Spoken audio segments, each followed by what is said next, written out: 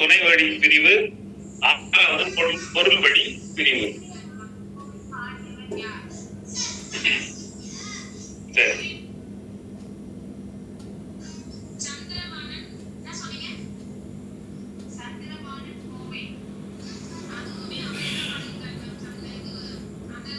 இப்போ இந்த பிரிவை பாடக்கூடிய பாலைத்திணை பாடல்கள், இந்த பாலைத்திணை பாடல்கள் அப்படின்னு நம்ம பார்க்கும்போது, நான் ஏற்கனவே முன்னுரையில குறிப்பிட்டபடி பாலை பாடிய பெருங்கடுங்கோ இவர் பாத்தீங்க அப்படின்னா ஏறக்குறைய 35 பாடல்கள் இந்த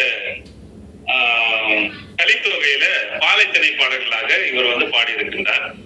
இதுல பாத்தீங்க அப்படின்னா தலைவி கூற்றாக 5 பாடல்களும், தோழி கூற்றாக 28 பாடல்களும், மற்றவர்களுடைய கூற்றுகளாக 2 பாடல்களாக மொத்தம் 35 பாடல்களை இவர் ஏற்றிருக்கின்றார். இந்த பாலை பாடிய பெருங்கடுங்கோ யார் என்று கேட்டால், அவர் ஒரு சேர மன்னன் என்று நம்முடைய அறிஞர் பெருமக்கள் எல்லாம் குறிப்பிட்டிருக்கின்றார்கள். குறிப்பாக புலவர் கா. கோவிந்தன் அவர்கள் சங்கத்தமிழ் புலவர் வரிசை அப்படின்ற அந்த நூல்ல பாலை பாடிய பெருங்கடுங்கோ பற்றாதான செய்திகளை அவர் குறிப்பிட்டிருக்கின்றார்.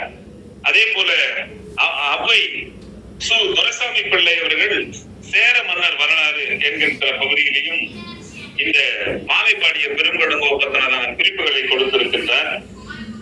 பாலை பாடிய பெருங்கடுங்கோ சேர மன்னனாக இருந்து அதே நேரம் இவர் பெரும் புலவராக மாறி இருக்கின்றார். அதோடு எந்த புலவராக இருக்கிறார்னா, பாலைக்கென்றே தனி சிறப்பு உடைய புலவராக இவர் மாறி இருக்கின்றார்.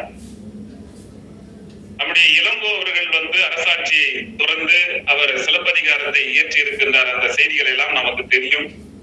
பாலை பாடிய பெருங்கடுங்கோ அவர்களும் அரசவையில் இருந்து கொண்டே அரசாண்டு கொண்டே இந்த பாடல்கள் எல்லாம் எழுதினாரா அல்லது அரசவை விட்டு விட்டு எழுதினாரா என்பதெல்லாம் நம்முடைய விரிவான ஆராய்ச்சிக்குரிய ஒன்றாக இருக்கின்றது. அதே நேரம் பாத்தீங்க அப்படின்னா, இந்த பாலைத்திணை பாடல்களை எழுதும் போது பாலைத்திணையினுடைய கொடுமை எப்படிப்பட்டதாக இருக்கும் அப்படின்னு அதை விவரிக்கின்ற அந்த பொழுதில்,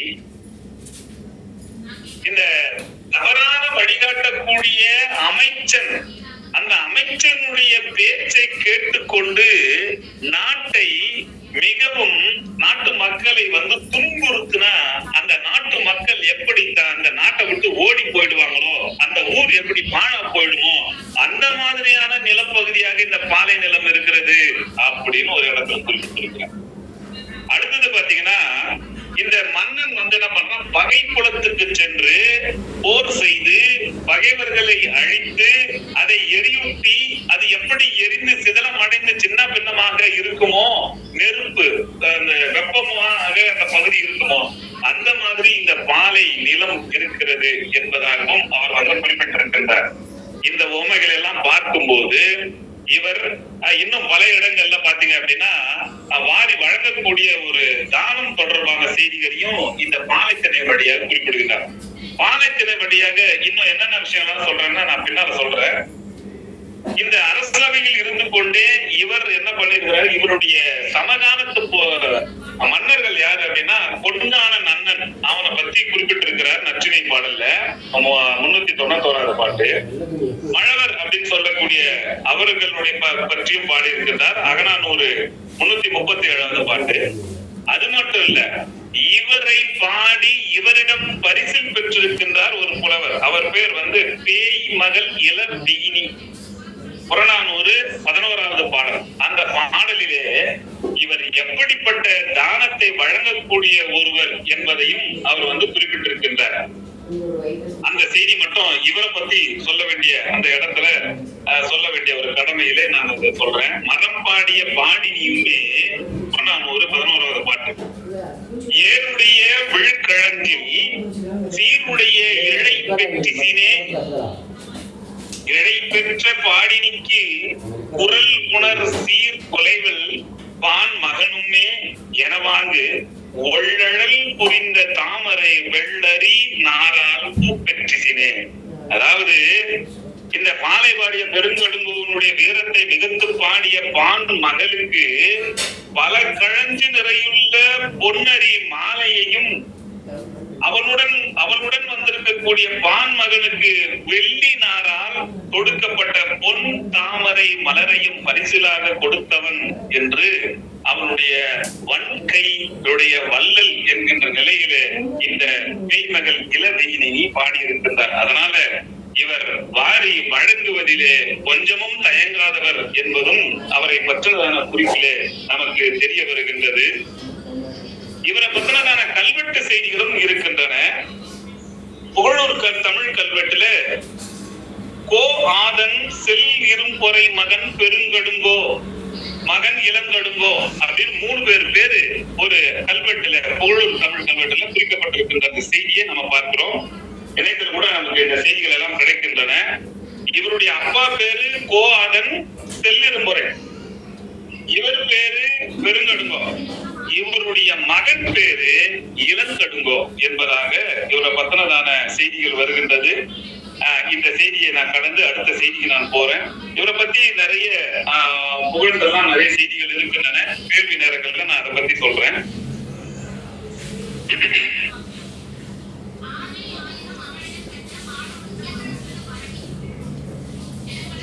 இப்போ கலித்தொகைக்கு நாம வரோம். கலித்தொகை பாத்தீங்க அப்படின்னா தொல்காப்பியர் குறிப்பிட்டிருப்பாரு, நாடக வழக்கினும் உலகியல் வழக்கினும் பாடல் சான்ற உடனடி வழக்கம் கலியே பரிபாட்டு ஆயிரு இசைக்குமன் புலவர் அப்படின்னு சொல்லி அந்த பாட்டை எழுதியிருப்பாரு. திடீர்னு ஞாபகம் வந்துச்சு. இதுல என்னன்னா இந்த அகப்பொருள எந்த பாடல் வடிவத்துல பாட வேண்டும் அப்படின்ற அந்த செய்தி குறிப்பிடப்பட்டிருக்கிறது. என்ன அந்த செய்தி அப்படின்னா கலிப்பா வடிவத்தில் இந்த அகப்பொருளை பாட வேண்டும். 2வது பரிபாடல் வடிவத்துல நம்ம பாடணும். அப்படி கலிப்பாவால் பாடப்பட்ட பாடல்களால் தொகுக்கப்பட்ட ஒரு தொகை நூலுக்கு தான் பேர் என்ன அப்படின்னா கலித்தொகை என்பது.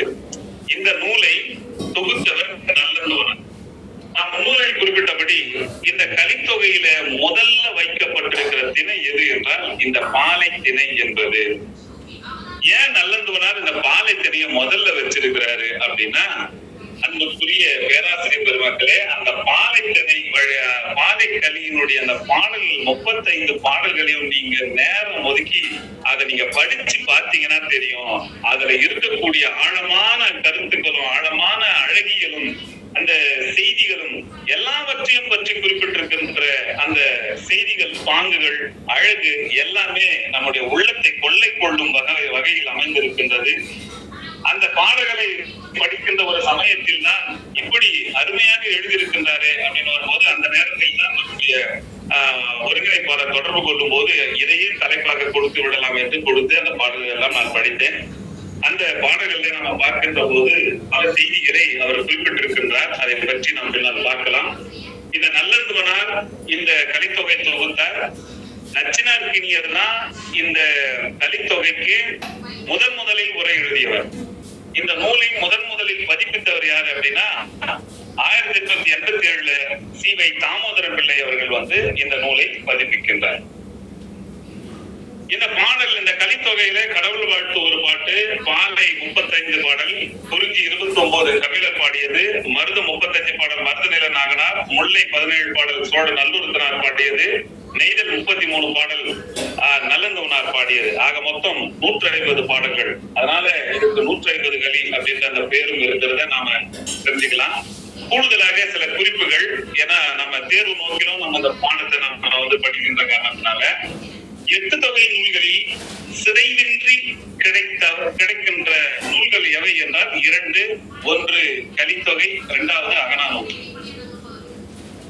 அடுத்தது பாத்தீங்கன்னா கைக்கிளை மற்றும் பெருந்திணை. நான் தொடக்கத்திலே சொன்ன எழுந்திணை, அதுல கைக்கிளை பெருந்திணை, அந்த 2 திணைகள்ல அமைந்த பாடல்கள் கலித்தொகை என்ற நூலில் தான் இருக்கின்றன. அந்த வகையில தொல்காப்பியர் குறிப்பிட்ட அந்த எழுதிணை என்பது முழுமையாக இந்த கலித்தொகை நூலில் இருக்கிறதை நாம பார்க்கலாம். யாப்பு வகையால் பெயர் பெற்ற நூல் இது. கூற்று வகையால் தனி அமைப்புடையது. கூற்றில் இருவர் உரையாடும் போக்கில் இருக்கக்கூடிய பாடல்கள் இந்த கலித்தொகையில் இருக்கின்றன. பிற முல்லை பாடல்களில் காணப்பெறாத ஏறு தழுவுதல் இந்த முல்லைக்கலியில் இருப்பதை நாம பார்க்கலாம். கைக்கிளை மற்றும் பெருந்திணையினுடைய அகப்பாடல்களை கொண்டதாக இந்த நூல் இருக்கிறது. தொல்காப்பியம், பத்துப்பாட்டு, சீவக சிந்தாமணி உள்ளிட்ட நூல்களுக்கு நச்சினார்க்கினியர் உரை எழுதியிருக்கின்றார். அவர் எழுதியிருக்கின்ற உரைகளிலேயே சிறந்த உரை எது அப்படின்னா, ரொம்ப சிறப்பா இருக்கக்கூடியது எது அப்படின்னா, இந்த கலித்தொகைக்கு அவர் எழுதிய உரைதான் என்று NCBH அந்த கலித்தொகை உரையாசிரியர் விஸ்வநாதன் அவருடைய முன்னுரையில குறிப்பிடுற அந்த செய்தியை உங்களுக்கு கூடுதல் தகவலுக்காக இதை நான் சொல்றேன். இந்த கலித்தொகை எதால் ஆனது அப்படின்னு நான் சொன்னேன் அப்படின்னா, கலிப்பாவால் ஆனது. இப்ப கலிப்பா என்றால் என்ன அப்படின்னு வரும்போது, எப்பா போதும்பா கலிப்பாவை பத்தி அதை பத்தி ரொம்ப நேரம் பேச போறீங்க, கலித்தொகையில அந்த பாடலுக்குள்ள வாங்க அப்படின்னா நான் விரைவில் வருகிறேன், அருள் கொண்டு கொடுக்க வேண்டும், அவ்வளவுதான். இந்த கலிப்பா பாத்தீங்க அப்படின்னா துள்ளல் ஓசையில் வரும், நேரிற்று இயற்சியில் வராது, நிறை நடுவாக்கிய வஞ்சி உச்சியில் வராது. தேர்வு நோக்கிலுக்காக இந்த செய்திகளை சொல்றேன். அதுக்கப்புறம் பாத்தீங்கன்னா நேரடி 4 சீர் உள்ளதா இருக்கும். கலித்தலை வரும், மற்ற தலைகளும் கலந்து வரும். தரவு முதன்மை உறுப்புகள் வரும். அராகம், அரங்கம், தனிச்சொல், சுரிதகம் ஆகிய மெய்மை உறுப்பு வரும். இந்த கலிப்பா பல வகை இருக்குங்க, நான் இதோட நிறுத்திக்கிறேன். இதுல ஒரு வகைக்கு என்ன பேரு அப்படின்னா நேரிசை ஒத்தாழிசை கலிப்பா அப்படின்ற ஒரு வகை இருக்கிறது. இதான் முதல்ல சொல்லப்பட்டிருக்கோம். யாப்பரங்கல கரிகைகள் பழச்சு உங்களுக்கு தெரியும். இதுல தரவு 1, தாழிசை 3, தனிச்சொல், சுரிதகம் என்று 4 பிரிவுகள் இந்த நேரிசை ஒத்தாழிசை கலிப்பால வரும். இதுல நான் சொல்ல வர்ற செய்தி என்ன அப்படின்னா, தாழிசை என்பது என்ன அப்படின்னு பாத்தீங்கன்னா, ஒரு பொருள் மேல் 3 அடுக்கி வருவது. நீங்க நான் முதல்ல சொன்ன மாதிரி இந்த பாலைக்கலிய படிக்கும் போது நெஞ்சை அல்லும் சீரான்ற மாதிரி இந்த நெஞ்சை அள்ளக்கூடிய பாலைக்கலியாக இருக்கிறத நீங்க பார்க்கலாம். பாலையை பத்தி ரொம்ப போரடிக்கிற மாதிரியான உரையாக இருந்த போதிலும் அந்த பாலைக்கலிய பார்க்கும் போது உண்மையிலேயே சோலை வனத்திற்குள் நுழைந்தது போன்ற ஒரு உணர்வை அந்த பாலைக்கலி வழியாக பாலைப்பாடிய பெருங்கடுங்க கொடுத்திருப்பதை நாம் உணர முடியும். அந்த வகையில இந்த பாலைக்கலியில என்னென்ன விஷயங்கள் சொல்லி இருக்கிறாரு, 3 நிறைய அடுக்கி சொல்லி இருக்கின்றார். அந்த அடுக்குகள்ல சில அடுக்குகளை மட்டும் நான் உங்களிடத்துல சொல்லி இந்த உரையை நான் நிறைவு செய்கின்றேன். தலைவியினுடைய சிறப்பை சொல்லும் இடத்தில் பாடல் எண் 22ல முல்லையினுடைய அந்த பூவை சொல்லுகிறார். பூவுக்கு பல்லை ஓமை காட்டுகின்றார். நீலமணியை சொல்லுகின்றார். நீலமணி எப்படி இருக்கிறது? கூந்தல் எப்படி இருக்கிறது? நீலமணியை போல் இருக்கிறது. அவருடைய மார்பகம் எப்படி இருக்கிறது? தாமரையினுடைய முட்டு போல் இருக்கிறது. 3 பத்தி தான் அவர் வர்ணனை சொல்லி இருக்கிறார் இந்த பாட்டு. இப்படிப்பட்ட தலைவியை, இப்படிப்பட்ட அழகான பல்லையும் கூந்தலையும் முலையையும் உடைய தலைவியை பலவாறாக புகழ்ந்து பாராட்டினீரே, இப்பொழுது பிரிந்து செல்கிறேன் என்று சொன்னீரே, அது பொய்தானே அப்படின்னு சொல்லி, அதாவது அளவு காலத்தில் தலைவியை பாராட்டி பேசிய அந்த பேச்சுக்கள் எல்லாம் பொய்தானே என்று அவர் சொல்லி இந்த செலவை அழுங்கச் செய்கிறாள் தோழி. இதுல பாத்தீங்க அப்படின்னா நான் முன்னே குறிப்பிட்டபடி தோழி கூற்று பாடல்கள் மிகுதியாக இருக்கின்றன. தலைவன் வரைவிடை வைத்து பொருள் வழி பிரிகின்ற ஒரு சூழல். நான் சொன்ன மாதிரி இந்த களவு கால பிரிவை பற்றி தான் பெரும்பகுதியாக பாலைப்பாடிய பெருங்கடுங்கோ குறிப்பிட்டிருக்கின்றார். ஏன்னா பிரிவை பத்தி பேசுகின்ற போது இந்த பிரிவு இன்பமான பிரிவு, அதுதான் நாம இங்க கவனிக்க வேண்டிய ஒரு முக்கியமான செய்தி. ஏன்னா மற்ற கருப்பேர் பிரிவோ, ஓதல் பிரிவு, காவல் பிரிவு அந்த மாதிரியான பிரிவை பத்தி பேசினா அவ்வளவு சுவாரஸ்யம் இருக்குமா அப்படின்றதெல்லாம் கொஞ்சம் எண்ணி பார்க்க வேண்டியது இருக்கிறது. ஆனா இதுல பாத்தீங்க அப்படின்னா அந்த பொருள் வழி பிரிதல், அதாவது வரைவிடை வைத்து பொருள் வழி பிரிதல் என்கின்ற நிலையில அவன் பிரிந்து செல்லும் போது, குறிப்பால் உணர்த்தும் போது, அதை உணர்ந்து கொள்ளும் போது, சில நேரங்கள்ல நேரடியாக சொல்லும் போது யார்கிட்ட சொல்லுவான்னா தோழி கிட்ட தான் சொல்லுவான், தலைவி கிட்ட குறிப்பாகத்தான் சொல்லுவான். இப்படிப்பட்ட பல்வகையான பயணத்தை பிரிதலை பற்றி அவன் முன்வைக்கும் போது தோழி அல்லது தலைவி இருவரும் அவருடைய பயணத்தை எப்படியெல்லாம் தடுக்கலாம்.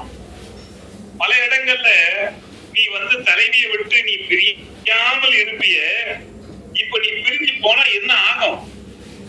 பாடல் 10ல தோழி என்ன சொல்றா அப்படின்னு பாத்தீங்கன்னா, படுக்கையில் அவளுக்கு தெரியாமல் அவன் தூங்கிக் கொண்டிருக்கும் போது அப்படி எழுந்து கொஞ்சம் போனாவே அவன் தாங்க மாட்டாளே. விளையாட்டுக்கு பிரிஞ்சா கூட சும்மா ஓடி பிடிச்சி விளையாடும் போது அப்படி பிரிஞ்சு அப்படி போறான்னு வைங்களேன், அதுலயே தாங்க மாட்டான். உன் பார்வை அவளை விட்டு நீங்காம இருக்கணும்னு நினைப்பான். கொஞ்சம் ஒரு சிறிது நீங்க கூட தாங்க மாட்டான். இந்த மூன்றையும் சொல்லி, இந்த ஒரு சிறிதும் உன்னுடைய பிரிவை தாங்காதவள் நீ வரைவிடை வைத்து பொருள் வழி பிரிந்து போகும்போது அந்த காற்றினுடைய கொடுமை வெம்மை அதெல்லாம் சொல்லுகின்ற அந்த சூழ்நிலையில நீ போனினா தலைவி உயிரோட இருக்க மாட்டாள் என்று. இது தற்கொலை மிரட்டல் கொலை மிரட்டல் அப்படின்னாலும் சொல்ல முடியாது. இருக்கின்ற இயல்பான யதார்த்த உண்மை இதுதான். ஏன்னா நீ ஒரு சிறிது பிரிஞ்சாவே அவளால தாங்க முடியாது, நீ முழுவதும் இவளை விட்டு பிரிஞ்சு போனா எப்படி இருக்கும் அப்படின்ற அந்த செய்தியெல்லாம் இந்த பாடலின் 10ல குறிப்பிட்டிருக்கிறார். வறியவன் எதமை போல் வாடிய சினைவாய் சிறியவன் செல்வம் போல் சேர்ந்தார்க்கு நிழலுக்கு யாருக்கண்ணும் இழந்து செய்து இசைக்கட்டான் இறுதி போல் என்று அந்த குறிப்புகள் பாடல்ல தொடக்கத்துல வரும். ஆண்டு எப்படிப்பட்டது அப்படின்ற அந்த செய்தியை சொல்லுகின்ற போது, அடுத்தது பாத்தீங்கன்னா பாடல் எண் 11ல தோழி கூற்று. அதுல இந்த பாடலை பெரும்பகுதியாக கேள்விப்பட்டிருப்பீர்கள். இங்க நாம 3 விஷயங்களை, ஏன்னா தாழிசை முதல்ல தலைப்பு என்ன கொடுக்கலாம் அப்படின்னு நினைச்சிருந்தேன்னா, சங்க இலக்கியத்தில் 3 என்ற தலைப்புலதான் பேசலாமா என்று இருந்தேன். ஆனா அது தலைப்பு கொஞ்சம் ஏதோ பேச்சு போட்டி தலைப்பு மாதிரி இருக்கும் அப்படின்றதுனால இப்படி மாத்தி கொடுத்துட்டேன். இந்த பாடல் எண் 11ல பாத்தீங்கன்னா 3 எடுத்துக்காட்டுகளை சொல்லி அந்த காடு எப்படிப்பட்டதாக இருக்கும் என்கின்ற அந்த நிலைமையும் விளக்கி சொல்லி தலைவனுடைய செலவை அழுகச் செய்கிறாள் தோழி. ஏன்னா தோழி எப்பேற்பட்ட மதிநுட்பம் வாய்ந்தவள் என்பதற்கு பல பாடல்கள்ல எடுத்துக்காட்டுகள் இருந்த போதிலும் இந்த பாடல்கள்ல இருக்கக்கூடிய நயமும் எடுத்துக்கூறும் எடுத்துரைப்பியல் பண்பும் மிகச்சிறந்ததாக, தோழி மிகச்சிறந்த அறிவாற்றல் உள்ளவள் போல புலவர்கள் எல்லாம் அவள் சார்பில் என்று பாடியிருக்கின்ற அந்த செய்திகள் எல்லாம் நாம பார்க்கலாம். இதுல பாத்தீங்கன்னா நெருப்பு போல வெம்மை மிக்கதாக எது இருக்கிறது? பாலை நில காடு இருக்கிறது. தொடக்கத்தில் நான் சொன்னேன், இந்த செய்தி விட்டு போயிட்டு, பாலைக்கு நிலம் வகுக்கவில்லை தொல்காப்பியர், நாகவிராச நம்பி சுரம் என்று சொல்லுகிறார். சுரத்துக்கு உரையாசிரியர்கள் எல்லாம் கொடுமை நிறைந்ததுன்னு சொல்றாங்க. ஆனா சிலப்பதிகாரத்துல இளங்கோவடிகள் தான் மிக அருமையாக அந்த செய்தி குறிப்பிட்டிருப்பார். முல்லையும் குறிஞ்சியும் முறைமையும் திரிந்து நல்ல இயல்பு அழிந்து பாலை என்பதோர் படிவம் கொள்ளும் என்பதாக அவர் குறிப்பிட்டிருப்பாரு. குறிஞ்சியினுடைய நிலம் எப்படிப்பட்டது? மலையும் மலை சார்ந்த பகுதி. ஏன்னா நம்ம குளுமைக்கு வேணும்னா நம்ம ஊட்டி கொடைக்கானல் எல்லாம் போறது கனவிற்குமே தெரியும். மலை பகுதி எப்பவுமே குளுமையாக இருக்கக்கூடிய ஒரு பகுதி. அதே போல முல்லை என்பது காட்டு பகுதி. காடும் அடர்ந்து நிழலே இல்லாத அளவுக்கு, அதாவது வெயிலே இல்லாத அளவுக்கு நிழல் மூடி இருக்கக்கூடியதான ஒரு காட்டு பகுதி. குளுமை இருக்கும், சோலை இருக்கும், மலர்கள் இருக்கும், கனிகள் இருக்கும், ஓடை இருக்கும், விலங்கினங்கள் இருக்கும் என ஒரு அற்புதமான ஒரு பகுதி. இந்த 2 பகுதிகளும் வெயில் காலத்தில் நாங்க போன ஆண்டு ஊட்டிக்கு போனோம். போகும்போது அந்த வெயில் காலத்தினுடைய தொடக்கத்துக்கு முன்னால ஏப்ரல் முதல் வாரம் அந்த முதுமலை காட்டுக்கு போனா எல்லாமே காஞ்சி போய் இலைகள் எல்லாம் ஒதுக்கு வெறும் குச்சியா இருக்கு. தண்ணி கொஞ்சோடு தான் இருக்கு. அதை போய் யானைங்க சண்டை போட்டு குடிக்க போகக்கூடிய ஒரு சூழல்.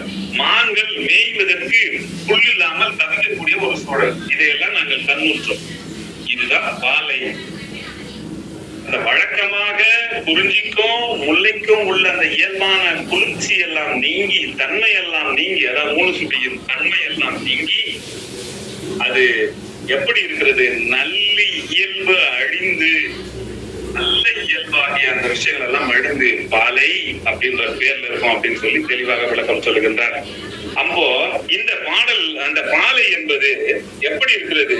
நெருப்பு போல வெண்மை உடையது. அது எப்படி இருக்குமா?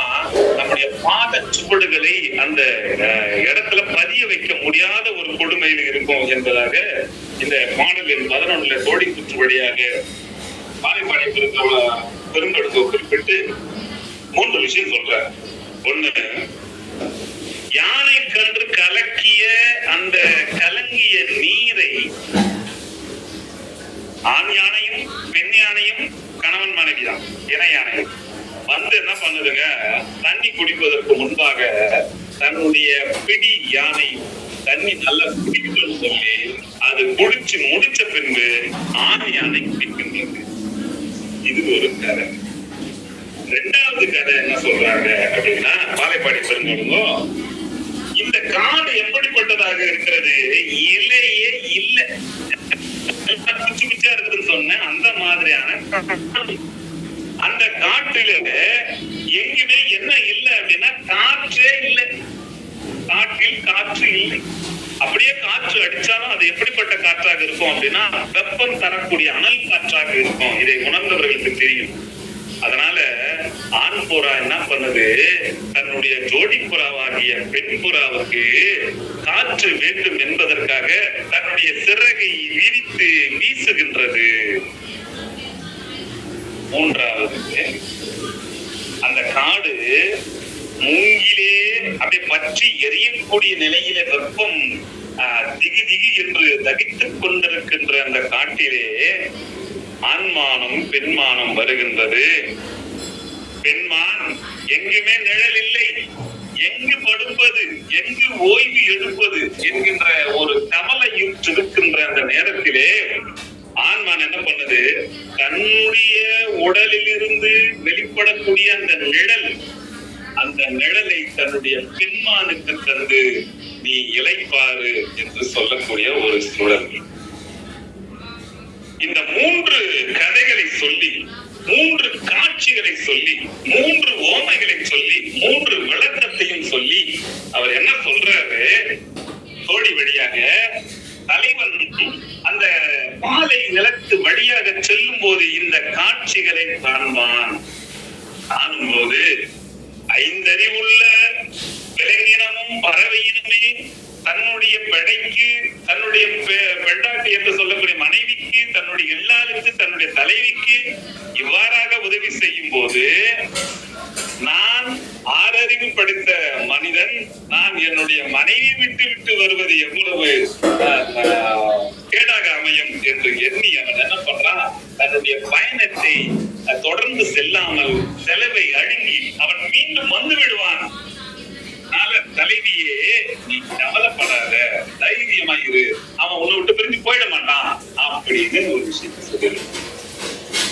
இந்த பாலை காட்டுல பாத்தீங்க அப்படின்னா தண்ணி கிடைக்காது.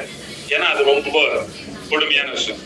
அந்த தண்ணிக்கு, ஏன்னா யானைங்க பாத்தீங்கன்னா அந்த ஏரியிலயோ அல்லது ஆற்றிலேயோ அல்லது அணையிலயோ பாத்தீங்கன்னா அப்படியே முழுவதுமா உள்ள போய் தன்னுடைய துதிக்கை மூலமாக தண்ணியை உறிஞ்சி அப்படியே மேல ஊட்டி அப்படியே அடிச்சு ஒரு மகிழ்ச்சியா விளையாடுற அந்த போக்கை எல்லாம் நம்ம பார்த்திருப்போம், அறிந்திருப்போம். அப்பேற்பட்ட அவ்வளவு தண்ணிகளை விரும்பக்கூடிய யானை ஒரு சிறிது, அதுவும் அந்த குட்டியான கலக்கி விட்டு போன அந்த தண்ணிய தான் குடிக்காம தன் மனைவிக்கு கொடுக்கிறது. அதனால நீருக்கு ஒரு உதாரணம் சொல்லியிருக்கிறார். 2வது, காற்று வீசாத அந்த சூழ்நிலையில காற்று வீசி தன்னுடைய பெடைக்கு அந்த புறா செய்யக்கூடிய அந்த செயல். 3வது, நிழல் கிடைக்காத அந்த காட்டுல அந்த நிழலை தரக்கூடிய செயல். என தாழிசை என்பதை ஒரு காரணமாக எடுத்துக்கொண்டு இந்த விலங்குகளை எல்லாம் அதாவது இப்போ நீருக்கு யானை கருத்து வேற ஏதாவது உதாரணம் கூறியிருந்தாருன்னா அது பொருத்தமற்றதா போய், இப்போ அந்த புறா காற்று வீசுகிறது அப்படின்ற நிலைக்கு வரும்போது வேற ஏதாவது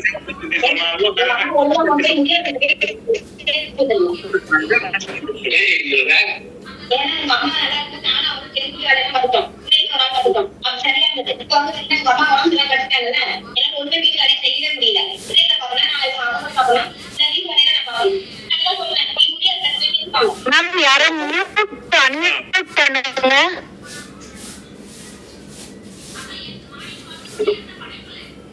நன்றிமா. ஒருவேளை சீக்கிரம் முடிச்சுக்கணும்ன்றதுக்காக அவங்க அன்மியூட் பண்ணிட்டு மாதிரி என்ன பண்றாங்களோ அப்படின்னு எனக்கு தோணுது. இல்ல இல்லைங்க, அது சரியா கை ஆயிட்டு. இப்படி இந்த 3 செய்திகளை சொல்லி ஒரு பொருள் மேல் 3 அடிக்கு அப்படின்ற அந்த தாழிசைக்கே ஒரு சிறப்பை தரக்கூடிய ஒரு நிலையில இவர் எழுதியிருக்கிற அந்த பாங்கியம் நம்மளால ரசிக்காமல் இருக்க முடியவில்லை. அடுத்து பாடல் எண் 9. சரியாக நான் ஒரு 8 மணிக்கெல்லாம் முடிச்சுக்கிறேன். 8ல இருந்து 8:05 நேரத்தை நான் கண்டிப்பா கடத்த மாட்டேன். பாடல் எண் 9 செவிலி மற்றும் முக்கோர் பகவர் மாற்றம் அப்படின்னு சொல்லக்கூடிய தலைப்பு. அனைவரும் இந்த செய்தியை அறிந்திருப்பீர்கள். ஏன்னா இத சொல்லாம நம்ம பாலை பாடிய பெருங்கடுத்துவனுடைய புகழை நாம மறைக்கிற மாதிரி சொல்லாமல் போயிட்டேன். அதுக்காக தலைவனும் தலைவியும் கலவு காலத்தில் ஒன்றிணைந்து கலவு நீட்டித்தல் கூடாது என்று தோழின் மூலமாக அறிவுறுத்தப்பட்டு வரைக்கான அவசியமும் அதற்கான காலகட்டமும் வந்து நிற்கின்ற போது வீட்டிலே அவர்களுக்கு எதிர்ப்பு தெரிவிக்கின்ற ஒரு சூழல் தலைவி எச்சரிப்பு வைத்திருக்கின்ற போது இவர்கள் கண்டிப்பாக உடன்போக்கு நிகழ்த்திய தீர வேண்டும் என்ற ஒரு கட்டாயம். என்றால் தலைவி தன்னுடைய கற்பை நிலைநிறுத்திக் கொள்ள வேண்டும் அப்படின்ற ஒரு அவசியம் அங்கே ஏற்படுகின்றது. அந்த ஒரு அவசியத்தை முன்னிறுத்தி தன்னுடைய பிறந்த இதுவரைக்கும் பாலும் தேனும் சேர்ந்து ஊட்டி வளர்த்த, அடிக்காமல் திட்டாமல் கொஞ்சி வளர்த்த தன்னுடைய தந்தை தாய் உள்ளிட்ட அத்தனை பேரையும் பிரிய வேண்டிய ஒரு சூழல். தன்னுடைய கற்பை நிலைநிறுத்திக் கொள்ள வேண்டுவதற்காக மானே குடிச்சிட்டு போன அந்த கலங்கிய நீர் கூட ரொம்ப சுவையாக இருக்கும். இந்த கற்பை நிலைநிறுத்திக் கொள்வதற்காக தலைவனுடன் அந்த பாலை காட்டிலே இதுவரைக்கும் இந்த பாதமானது அப்பேற்பட்ட வெம்மையை கண்டிருக்காது. அந்த வெம்மையையும் பொறுத்து கொண்டு நீர் இல்லாமல் காற்று இல்லாமல் நிழல் இல்லாமல் தலைவனுடன் செல்வதே தனக்கு இன்பம் என்று கருதி செல்லக்கூடிய ஒரு நிலை அந்த கற்பை நிலை நிறுத்திக் கொள்வதற்கான ஒரு அவசியம். அதற்காக அவர்கள் உடன்போக்கு நிகழ்த்துகிறார்கள். உடன்போக்கு நிகழ்த்தும் போது இன்றைக்கு தொடங்கி அன்றைக்கு வரைக்கும், அன்றைக்கு தொடங்கி இன்றைக்கு வரைக்கும் இது நிகழ்ந்து கொண்டே இருக்கக்கூடிய ஒன்று. அனைத்து சமூகத்திலும் இன்றைக்கு எப்படி உடன்போக்குக்கு வேறொரு பெயராக ஓடி போதல் என்று சொல்லுகின்றார்கள், அப்படிப்பட்ட ஒரு சூழல் வரும்போது பெண்ணை பெற்றவர்கள் எப்படி பரிதவித்துக் கொண்டு பின்பாகவே சென்று எப்படியாச்சும் பிரிச்சு கொண்டு வந்துடலாம் அப்படின்னு போறாங்களோ அதே மாதிரி சங்க காலத்திலேயும் நடைபெற்றது. போனாங்க. ஐயா, இந்த வழியாக என்னுடைய பெண்ணும் வேற ஒருத்தி பெற்று வச்சிருக்கிறவர், அவளுடைய பையனுமாக இருவரும் இணைந்து இந்த வழியா போனதை பாத்தீங்களா ஐயா அப்படின்னு கேட்கிறா. முக்கோர் பகவர் பதில் சொல்றார், பாக்கலன்னு சொன்னா அது பொய்யுமா, நான் பார்த்தேன். அப்பதான் அந்த உதாரணம் சொல்றாரு. உங்க அனைவருக்கும் தெரிஞ்ச விஷயம்தான். பல ஊரு நெருஞ்சாந்தும் படுப்பவர்களுக்கு அல்லதை மலையுலே பிறப்பினும் மலைக்கவைதான் என் செய்யும் நினையுங்கால் நும்மகள் நுமக்கும் ஆங்கு அணையலே சீர்கள் வெண்முத்தம் அணிபவருக்கு அல்லதை நீருலே பிறப்பினும் நீர் கவைதான் என் செய்யும் நேருங்கால் நும்மகள் நுமக்குமாங் அணையலே ஏழ்புணர் இன்னிசை முரல்பவர்க்கல்லதை யாழிலே பிறப்பினும் யாழ்கவைதான் என் செய்யும் சூடுங்கால் நும்மகள் நுமக்குமாங் அணையலே என்ற தகவலை சொல்லி மலையிலே சந்தனம் பிறந்தாலும் அதை எடுத்து இழுத்து மார்பிலே அணிந்து கொள்பவர்களுக்கு தானமா பயன்படும். மலையில இருந்து என்ன பிரயோஜனம்? இந்த கடலுக்கு அடியில் இருக்கக்கூடிய முத்தை எடுத்து கொண்டு வந்து அதை கோர்த்து மாலையாக அணிந்து கொண்டால் தானே முத்துக்கே பெருமை. அது கடல்ல இருந்து என்ன பிரயோஜனம்? ஏழ்குணர் இசை யாழ் இசை மீட்டுகிறார்கள், அனைவரும் கேட்டு மகிழத்தக்க வகையில் அமைகின்றது. அதற்குத்தானே அது பயன்படுகிறது. மற்றபடி அந்த யாழ் அப்படியே இருந்து அந்த இசையும் பல வகையான இசையும் அந்த யாழ்கிட்ட இருந்து என்ன பயன்? அப்படித்தாமா உன் மகளும் வீட்டுல இருந்தாலும் உங்களுக்கு பயன்படக்கூடிய ஒரு சூழல் அல்ல. எப்பொழுதென்றாலும் பிறருக்கானவள் தானே. ஆனா அவள் இப்பொழுது கைப்பிடித்து சென்றிருக்கிறவன் அவளுக்கு ஒரு மணமகனாக இருக்கின்றான். நீ கவலைப்படாத போ என்று சொல்லக்கூடிய ஒரு பகுதி. இங்கேயும் 3 உதாரணங்களை சொல்லி இருக்கின்றார் நம்முடைய பாலை பாடிய பெருங்கடல். அவருடைய சிறப்பு, அவருக்கு பாலை பாடிய அப்படின்ற அந்த அடைமொழி கொடுத்தது 100% பங்கு. அந்த வகையில அவர் எழுதியிருக்கிற பாடல்கள்லாம் அத்துணை சிறப்பு. இங்க நாம ஒரே கோடல் உத்தியின் மூலமாக நாம என்ன கருத்துக்களை எல்லாம் பெற்றுக்கொள்ளலாம் இந்த மடியா அப்படின்னு பார்த்தோம்னா, தலைவி எவனை தலைவனை அலங்காரம் செய்வதற்கு, அலங்காரம் செய்யணும்னா அவனை மேக்கப் பண்றது இல்ல, ஒரு தனி ஆளு, இப்ப அவன் குடும்பஸ்தன் அப்படின்ற ஒரு உயர்வை தரக்கூடிய, சிறப்பை தரக்கூடியவள் தலைவி. சந்தனத்தை சொல்றாங்க. அவளை அந்த தலைவனையும் தலைவனுடைய வீட்டையும் தலைவனுடைய ஊரையும் நாட்டையும் அலங்கரிக்க செய்யக்கூடியவள் முத்துக்கு உதாரணமாக சொல்லப்படுது. இசை என்பது அவளுடைய சிறப்பால் அந்த ஊர் புகழ் பெற்றதாக விளங்கும். இப்படி ஒருத்தி அவளுடைய வீட்டிலேயே பிறந்த வீட்டிலேயே இருந்தால் எந்த சிறப்பும் இல்ல.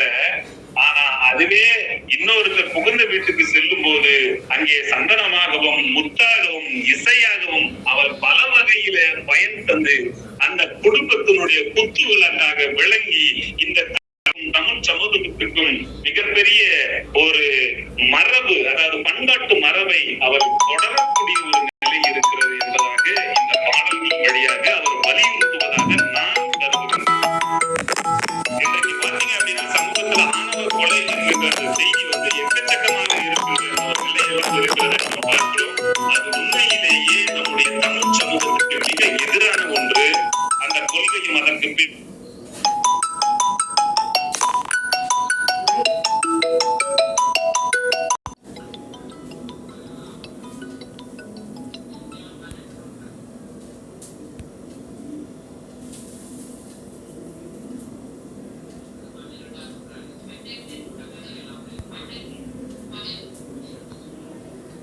பண்ணவும் தெரில, காசு விட்டுட்டே வந்துடுச்சு.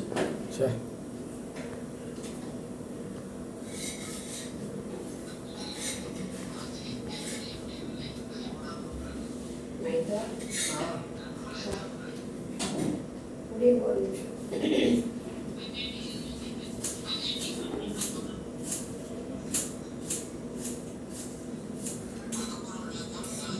ஏன்னா இந்த தொன்மையில் இருந்தே இந்த செய்திகள் எல்லாம் சொல்லப்பட்டு வந்து பின்பற்றப்பட்டு வந்து, ஏன்னா மகளை இழக்கக்கூடிய ஒரு சூழல் வரும்போது ஒரு வருத்தம் வரத்தான் செய்யும். ஆனா இருந்த போதிலும் பல பாடல்களை நம்ம பார்க்கிறோம். அவர் போய் தலைவன் வீட்டிலே அவர் குடுத்தம் நடந்துகிற அழகை கண்டு அவர்கள் மகிழக்கூடிய செய்தியையும் நம்ம பார்க்கின்றோமே. அப்படி இருக்கின்ற போது அவளுடைய மகிழ்ச்சியை கெடுக்கும் வண்ணமாக இந்த ஆணவ கொலைகள் எல்லாம் நடக்கின்ற சூழ்நிலையில இந்த பாடல் எவ்வளவு முக்கியத்துவம் பெற்றதாக இருக்கிறது என்பதை நாம எண்ணி பார்க்க வேண்டும். கடைசியாக இன்னும் ஒரே ஒரு கருத்தை மட்டும் சொல்லி நான் இந்த உரையை நான் நிறைவு செய்கின்றேன். பாலைக்கலியில 2வது பாட்டு பாத்தீங்க அப்படின்னா, எல்லாமே இந்த பிரிஞ்சு போற தலைவனுடைய செலவை அழுக செய்தல் தான் முக்கியமான நோக்கம். தொடக்க பாட்டை என்ன சொல்றாங்க அப்படின்னா, தலைவா நீ ரொம்ப பெரிய செல்வம் என்று நினைத்துக் கொண்டிருக்கிற பெரும் பொருளை நீ தேடி வருவதற்காக செல்கின்றாய். அதை விட முக்கியமான பெரும் பொருள் தேடி கிடைக்காத செல்வம் உன்னுடைய தலைவி. அவளை விட்டுட்டு செல்றாங்க அப்படி நீ அவளை விட்டு போய்கினா அவளுடைய உயிர் அவளை விட்டு நீங்கிடும் அப்படின்னு சொல்லக்கூடிய அந்த பாங்குல தொடக்க பாட்டு இருக்கிறது. இந்த கருத்துக்களை வலியுறுத்தி கொண்டு வருகின்ற போது, ஒன்று அரச உமைகளை நிறைய சொல்றாரு, 2வது இந்த மரம் செடி கொடி அவைகளை பற்றி எல்லாம் சொல்றாரு, 3வது இந்த விலங்குகளை பற்றி எல்லாம் சொல்றாரு, 4வது தலைவனுடைய அந்த பண்பு நலன்களை பற்றி சொல்கிறாரு, 5வது தலைவன் இந்த காட்டு வழியாக பாலைநில வழியாக செல்லும் போது என்னென்ன பொருள்களை அவன் எடுத்து செல்கின்றான் என்கிற தகவலை சொல்கின்றாரு. அதுக்கப்புறம் இந்த 3 கருத்துக்களை அடுக்கி கொண்டு வருகின்ற அந்த வரிசையில தொடக்க பாட்டை என்ன சொல்றாரு அப்படின்னு பாத்தீங்க அப்படின்னா, பாடல் எண் 2ல தொலைவு ஆகி இறந்தோர்க்கு ஒன்று ஈயாமை இழிவு. நான் முதல் அடி மட்டும் சொல்றேன். இல் என இறந்தோர்க்கு ஒன்று ஈயாமை இழிவு. 3வது இடனின்றி இறந்தோர்க்கு ஒன்று ஈயாமை இழிவு. அதாவது முதல்ல என்னன்னா, எல்லா பொருளும் நான் பிசினஸ் பண்ணண்டா, நான் வணிகம் செய்து எல்லா பொருளும் எனக்கு நட்டமாகி இழந்து விட்டேன், எல்லாவற்றையும் இழந்து விட்டேன் அப்படின்னு வருகின்ற ஒருத்தருக்கு, ஐயா எனக்கு ஏதாவது உதவி செய்யுங்கன்னு கேட்கும்போது அவனுக்கு உதவி செய்யாம இருக்க முடியுமா? அப்படி உதவி செய்யாமல் இருந்தால் அது இழிவு. அதாவது இல் என இறந்தோர்க்கு ஈயாமை இழிவு. ஐயா என்கிட்ட எந்த பொருளும் இல்லை, நான் பிறப்பில் இருந்தே நான் வறியவன், ஏழை, அதனால ஏதாவது எனக்கு உதவி செய்யுங்க அப்படின்னு கேட்கின்றவர்களுக்கு ஈயவில்லை என்றால் அது மிகப்பெரிய இழிவு. 3வது இடனின்றி இறந்தோர்க்கு ஒன்று ஈயாமை இழிவு. இடனின்றி அப்படின்னா குடும்பம் நடத்துறதுக்கு எந்த பொன் பொருளும் இல்லை. மேல 2 சொன்னது அவன் தனி மனிதனா கூட இருக்கலாம். 3வது நான் சொல்றது குடும்பம் சார்ந்தது. இந்த குடும்பம் நடத்துவதற்கு எந்த பொருளுமே இல்லைங்க ஐயா, அதனால எனக்கு ஏதாவது உதவி செய்யுங்க அப்படின்னு கேட்கிறவருக்கு ஒண்ணு கொடுக்கல அப்படின்னா அது மிகப்பெரிய இழிவு என்று அறத்தை வலியுறுத்தி, இந்த ஈயாமை இழிவு என்பதை நினைத்துதானே தலைவா நீ பொருள்களை செல்கின்றாய், அந்த பொருளை விட உயர்ந்த பொருளாக தலைவர் இருக்கிறார், அதனால நீ போகாத அப்படின்னு சொல்கின்ற அந்த வகையில, அந்த பாணியில எனக்கு தெரிஞ்சு எல்லாமே தற்போது பெற்ற அடிகளாகவே இந்த பாடலில் இருக்கிறத நான் உணர்கின்றேன். இந்த 3 அறத்தை அவர் வலியுறுத்துகின்றார். அகமாயினும் புறமாயினும் அறவழிப்பட்டதாகத்தான் நம்முடைய வாழ்க்கை இருக்க வேண்டும் என்பதை இந்த பாடலின் வழியாக சொல்லுகின்றார்.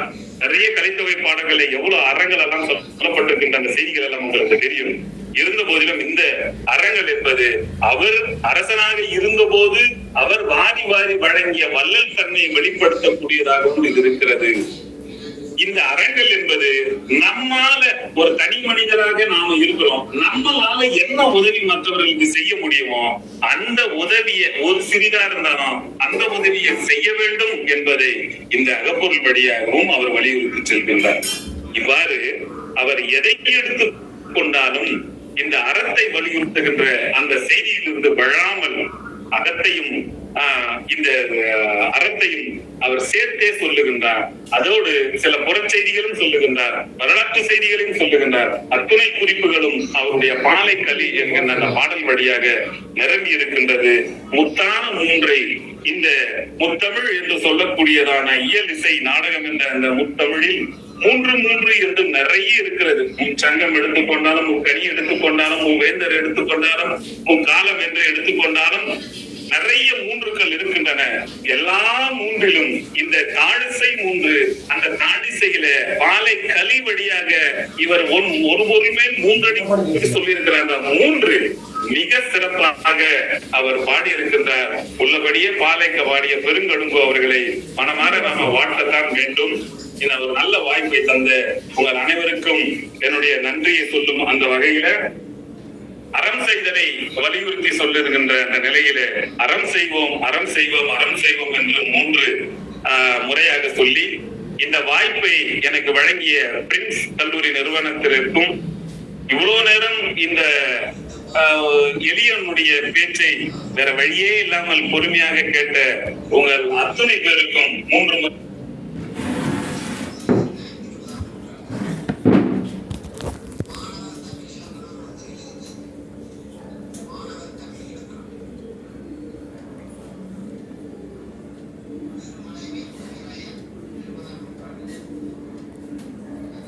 கேட்ட உங்கள் அத்தனை பேருக்கும் 3 முறை நன்றி நன்றி நன்றி என்று சொல்லி விடைபெறுகிறேன். நன்றி, வணக்கம்.